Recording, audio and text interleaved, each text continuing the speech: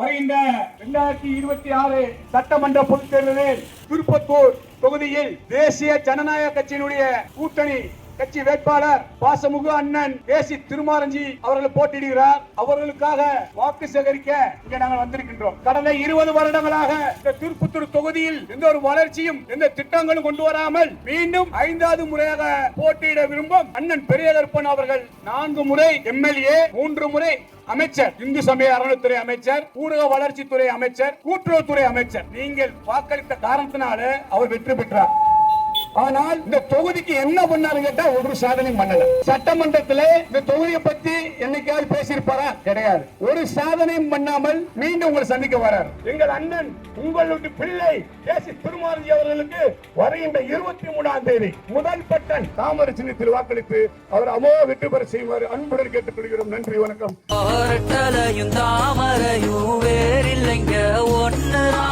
வாக்களிப்பி தாமரை சின்னத்திற்கு.